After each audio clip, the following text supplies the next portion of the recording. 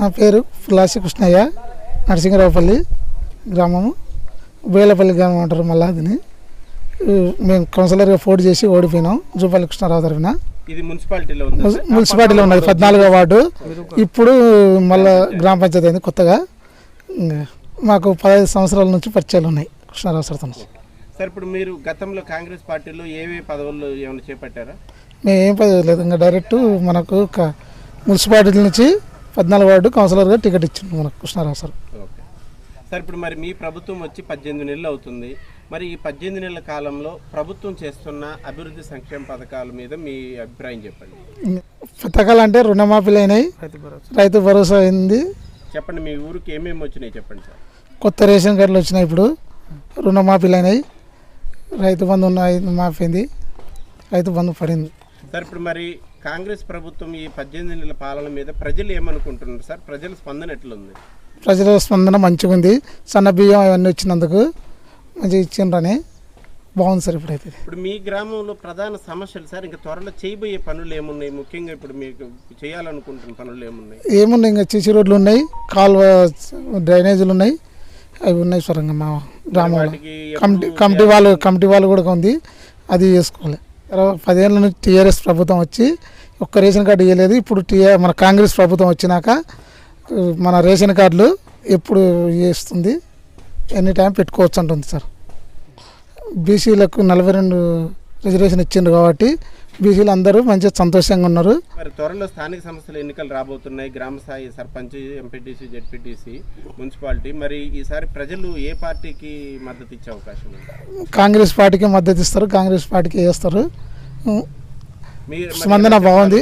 ఎలా చెప్పగలుగుతున్నారు సార్ అంత కాన్ఫిడెంట్? ఇప్పుడు పథకాలు ఉన్నాయి కదా సార్, ఇప్పుడు రేషన్ కార్డులు అవి, ఈ రైతు బంధు, రుణమాఫీలు అవన్నీ ఉన్నాయి కాబట్టి మంచిగా ఉంది కాబట్టి చేస్తున్నాం సార్.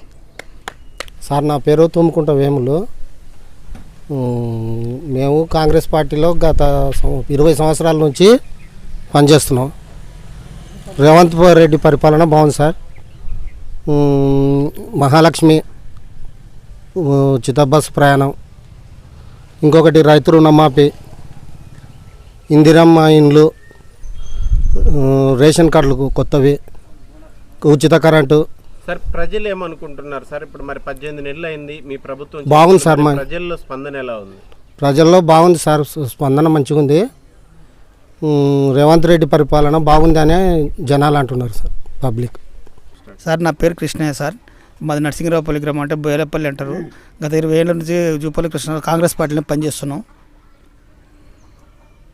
చెప్పండి సార్, ఇప్పుడు మన ప్రభుత్వ పాలన ఈ 1.5 సంవత్సరం అయింది, ఎంతవరకు సక్సెస్ అయింది? ప్రజలకు ఎంతవరకు మేలు జరిగింది?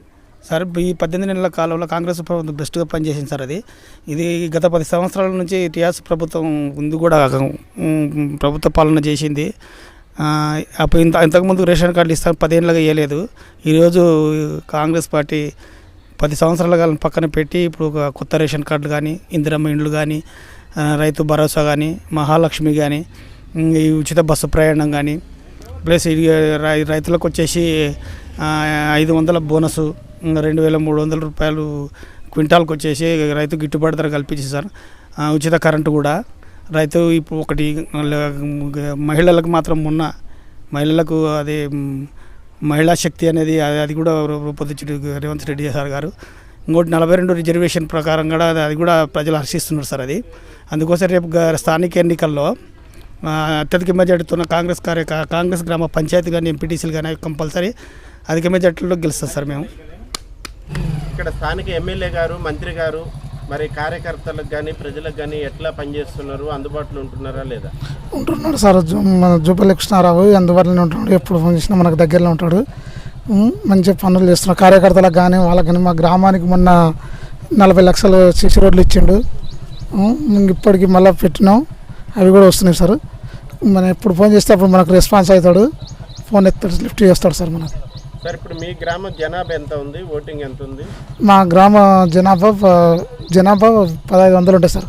ఓటింగు 680 ఉంది సార్ మాది.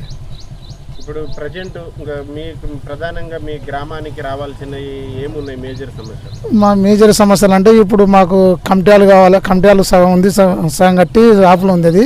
అది కావాలి మనకి. ఇప్పుడు గ్రామ పంచాయతీ లేదు సార్. ఇప్పుడు మాకు కొత్త గ్రామ పంచాయతీ అయింది కదా, గ్రామ పంచాయతీ లేదు. ఆ గ్రామ పంచాయతీ తెచ్చుకోవాలి ఇప్పుడు మేము.